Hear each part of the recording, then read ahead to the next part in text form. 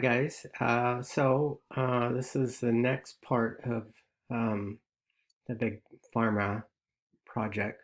So with the last video, I sort of went over copy fitting, and when you're copy fitting, you're really just sort of flowing in copy, getting your pages sorted out so that the text makes it to the end. Um, the next thing we're going to look at um, are master pages and paragraphs styles. So once I have my text flowed in, um, one of the things that I want to try and do is start creating style sheets so that basically every time I want to make a change to the text, um, I don't have to go and do it 1,000 times. So um, really, let's just see, let's just open up um, type and tables, and then we're going to go down to paragraph. So this is going to show us our paragraph styles and our character styles. So I'm just going to collapse these down a little bit. So if I select, let's just say I select this paragraph, basically InDesign is going to remember what that is. So if I go, right now you'll see that these are sort of built-in type normal, basic paragraph. I'm going to add a new paragraph style, and I'm going to call this one body copy. So this would pertain to the majority of the document. So you'll see that when I go under basic character formats, it's actually going to remember the paragraph that I have selected, and it's going to base it on that. So you can see it's Freight Sans Pro, book 8.5 over 10.5. You can basically create a style to for anything in here. So you can do things like indents and spacing, space afters. Let's just concentrate on that for a second. So if you have a look at the document here, you can see that the paragraph breaks are hard returns. And that's basically, when you get type from a client, they'll have hard returns in there where there's paragraph breaks. In a good document, in a good print document, we'll change those from being full paragraph breaks to almost being about 3/4 of that amount of space. So that's a default setting. So when I'm building my body copy style sheets, you'll see indents and spacing. So you can do indents in the paragraphs. You can do space before the paragraph, which adds, so you can go ahead and add more space. You can go space after, so at the end of a paragraph where there's a hard return, it'll add more space. Or you can go space between paragraphs using same style. And let's just let's go make it really big, so 0.6 inches. Then just to show you what that's going to look like, I'll go okay. So now it's saved our body copy, but you basically then have to go in and click on something, and then click on body copy. So if I click on body copy, you'll see that it really hasn't changed because the type was based on what I had there to begin with.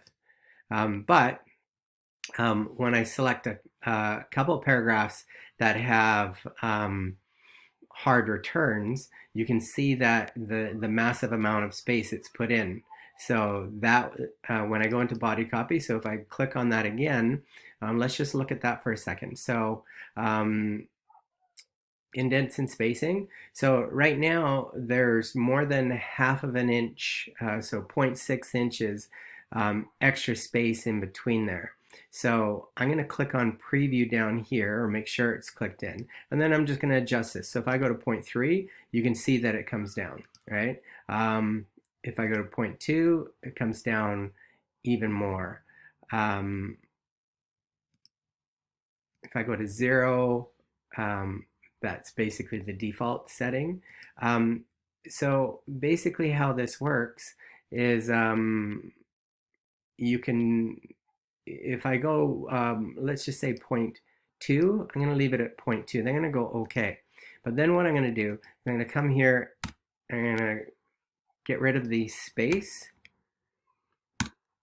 So now you can sort of see taking that space out. I'll go back in, highlight this again, double click on body copy, oops, indents and spacing, and let's just now close this down a little bit more so you can see it's just toggling it, making that space smaller. So if I go say 0.1875 and go OK, you can start seeing, well, it still relatively looks like a hard return. So let's just get really in close here. Let's just highlight it again. And then I'm going to double click on body copy again, indents and spacing, and then let's just bring that down. So that's you want the spaces after, you want the paragraph breaks to be relatively about 3/4 of what an actual hard return looks like. So if we do that, if I zoom out, you can sort of see it's relatively about the same. So I'm going to bring it down some more. So let's see if there's an example of a hard return. Yeah, it's a little bit less than a typical hard return. So let's just adjust it again. I'm sorry this is taking so long. I haven't done this for a while. um, so let's just toggle it down just a little bit more. I'm going to go 8.825. I'm going to go OK. And then you can sort of see, okay. So now as we go through, you can see where I've highlighted, there's a paragraph break. Now this is what, now if we go down here, this is what it used to look like with a typical hard return. So now we'll get rid of that. And you can do this as a fine change. It's just a little bit off. So I'm just going to open that just a little bit more and go OK. Yeah, so it's somewhere in there relatively. But that being said, when you're doing a document like this, these should not be full hard returns. They should be a little bit less than a hard return, so about 3/4. So if you go through the document and it's just full of these, which I know this document actually is, so that it's worked on that one. It's worked here, but sometimes you'll see that there's actually 2 hard returns. So if I just double click here, there it shows me 1 and it shows 2. So I can just go in and get rid of those. Or an easier way to do it is to go highlight both of those and then go Command C, and then all you're going to do is you're going to go fine change. So fine change you use a lot in print documents. It's an easy way to fix problems that go through the entire document. So now I'm going to paste in those 2 paragraph breaks, and then I'm just going to copy 1.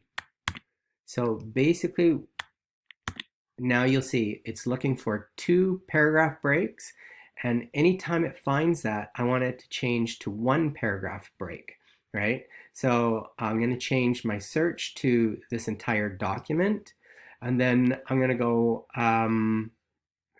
I'll basically go find next, and it will look through the it'll look, so you can see it's highlighted up here. So if I were to, let's just go right to the very beginning of the document.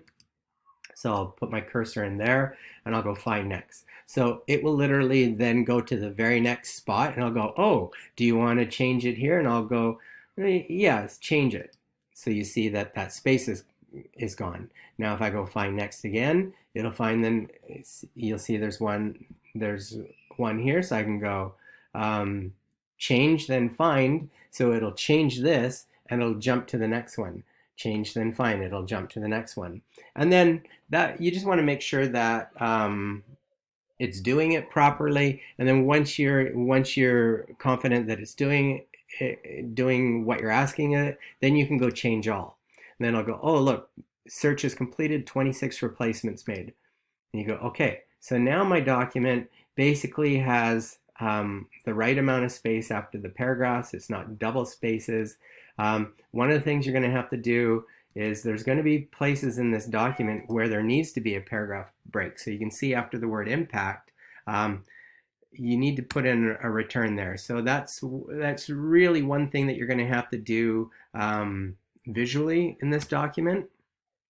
So we've basically gone over your very first style sheet. So let's just do another one. So this is a pretty long document. So within this document, it's probably going to need some subheads. There's none in here right now, so it's going to be up to you to sort of add them as you go. So subheads are just a way to break up a lot of copy, and this is it is a pretty long document.